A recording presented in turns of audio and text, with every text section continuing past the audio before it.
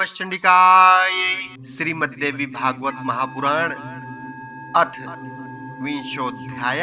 सत्यवती का राजा शांतनु से विवाह तथा दो पुत्रों का जन्म। राजा शांतनु की मृत्यु, चित्रांगद का राजा बनना तथा उसकी मृत्यु, चित्रवीर्य का काशीराज की कन्याओं से विवाह और क्षय रोग से मृत्यु। व्यास जी द्वारा धृतराष्ट्र, पांडु और विदुर की उत्पत्ति। ऋषियों ने कहा, हे सूत जी, सुखदेव जी को जब परम सिद्धि प्राप्त हो गई तब देव श्रेष्ठ व्यास जी ने क्या किया, यह सब विस्तार पूर्वक हमसे कहिए। सूत जी बोले, उस समय व्यास जी के जितने वेद पाठी शिष्य थे वे सब व्यास जी की आज्ञा पाकर पहले ही भूमंडल में इधर उधर चले गए थे।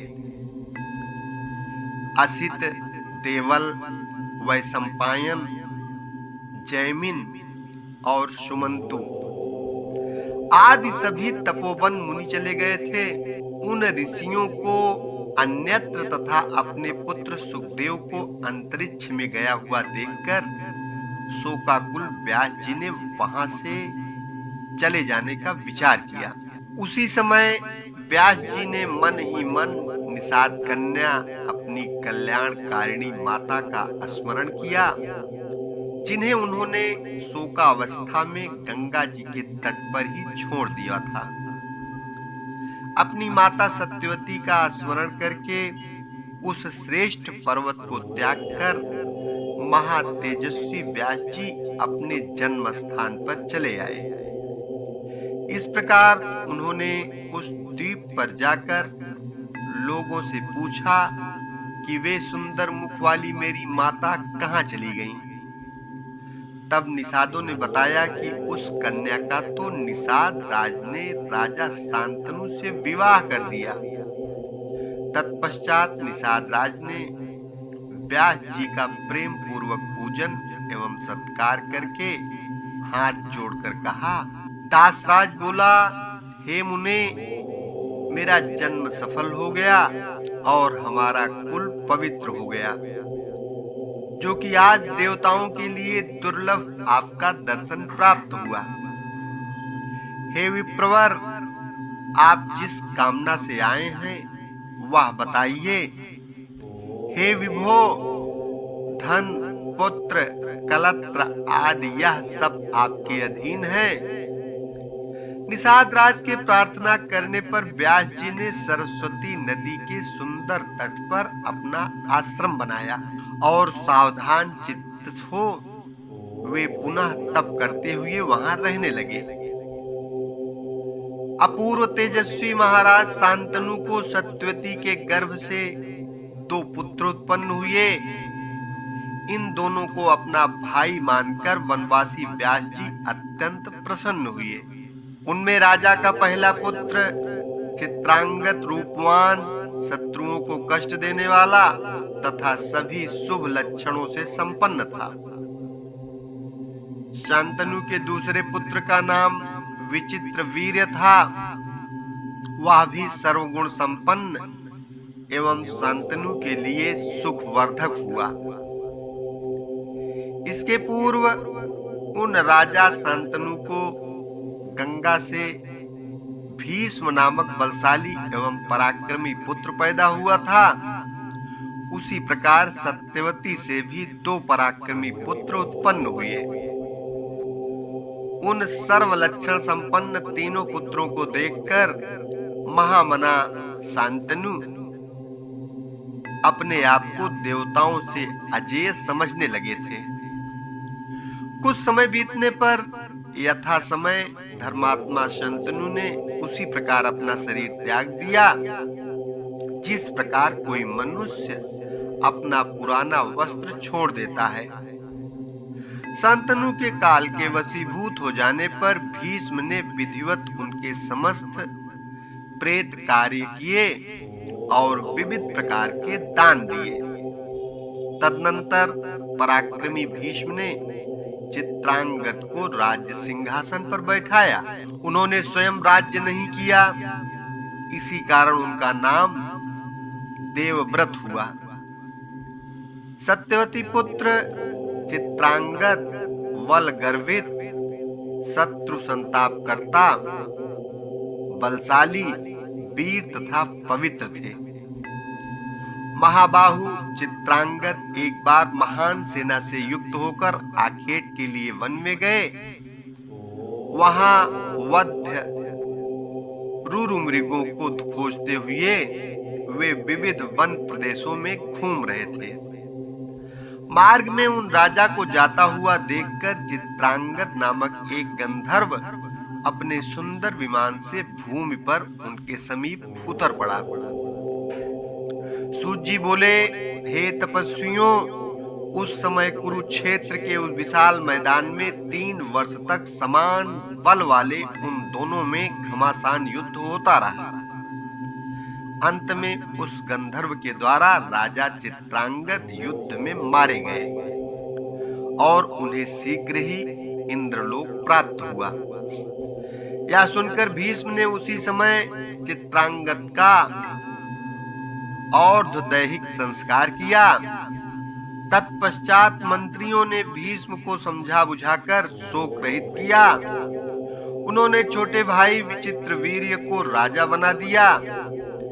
मंत्रियों, गुरुजनों एवं महात्माओं के समझाने के बाद शुभ लक्षणा राजमाता सत्यवती अपने ज्येष्ठ पुत्र की मृत्यु से शोकाकुल होती हुई भी अपने छोटे पुत्र विचित्रवीर्य को राज सिंहासन पर बैठा देखकर अत्यंत प्रसन्न हुई।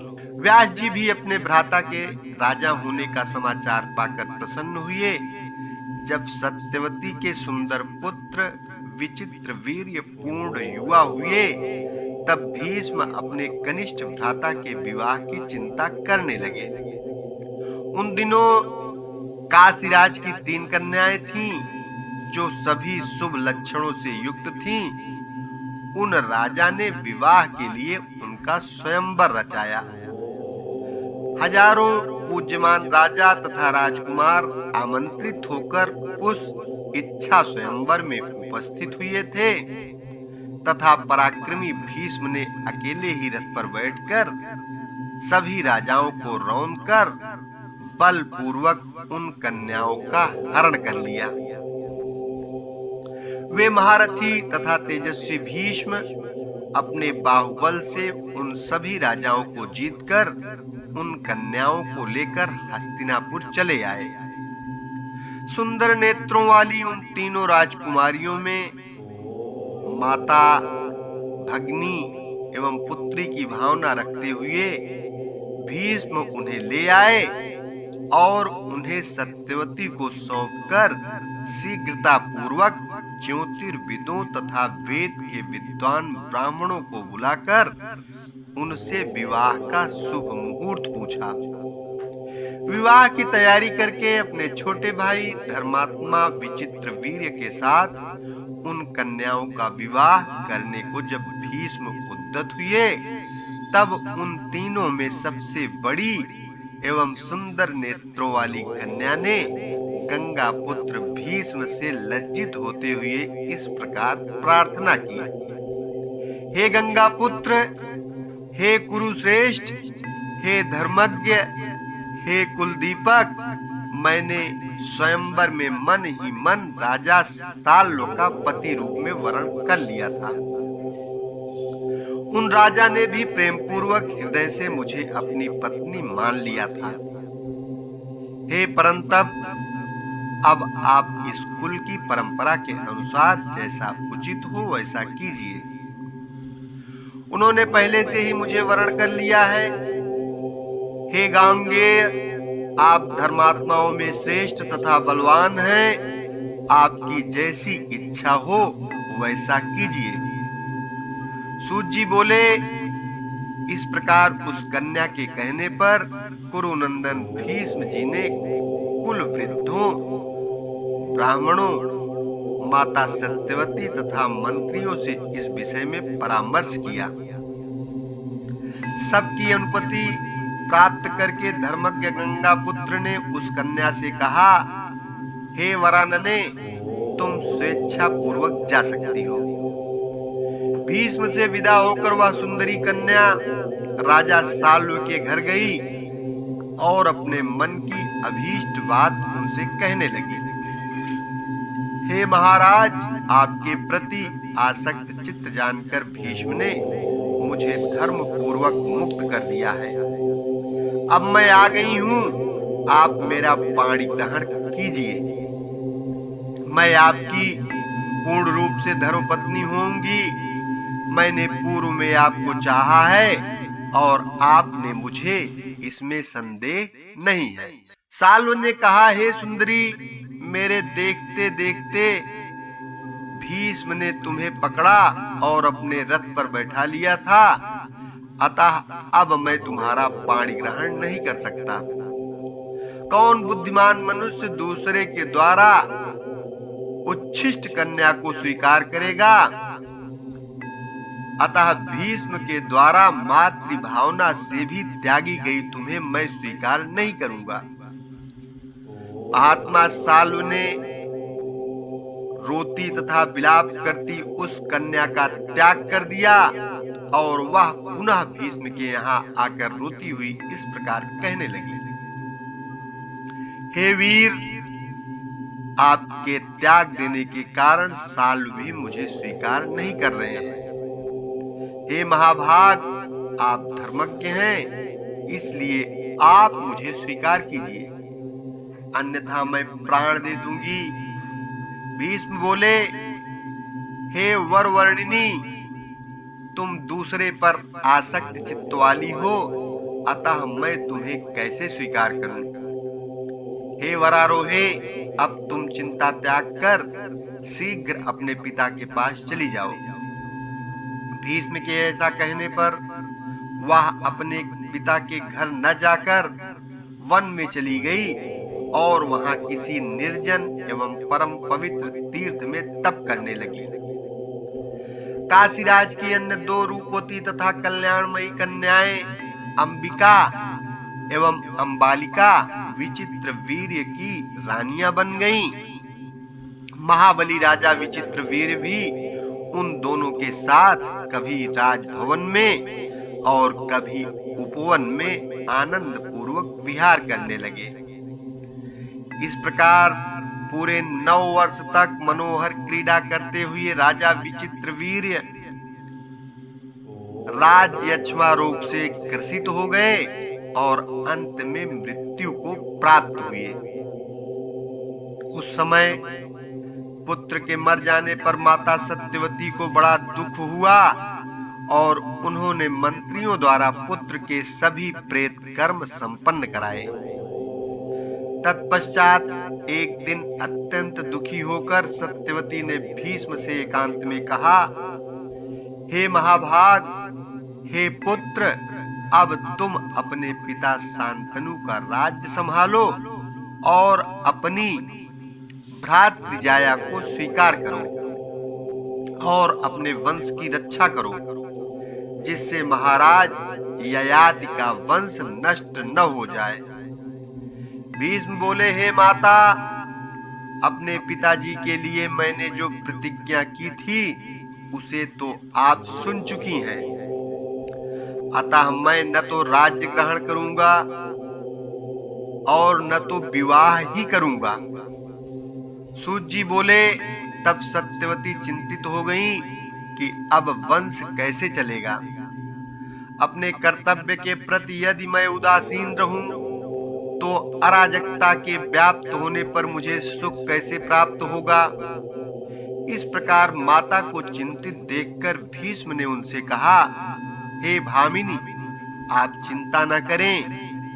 विचित्र वीर्य की पत्नी के गर्भ से क्षेत्रज पुत्र उत्पन्न कराइए। किसी कुलीन विद्वान ब्राह्मण को बुलाकर वधू के साथ नियोग कराइए। इसमें कोई दोष नहीं है, क्योंकि वंश रक्षा का विधान वेद में भी है। हे प्रसन्नवदने, इस प्रकार पौत्र उत्पन्न कराकर आप उसी को राज्य सौंप दीजिए। मैं उसके राज्य शासन का सम्यक संरक्षण करता रहूंगा। भीष्म की वह बात सुनकर सत्यवती ने अपनी कुमारी अवस्था में उत्पन्न अपने निर्दोष पुत्र द्वैपायन व्यास मुनि का स्मरण किया।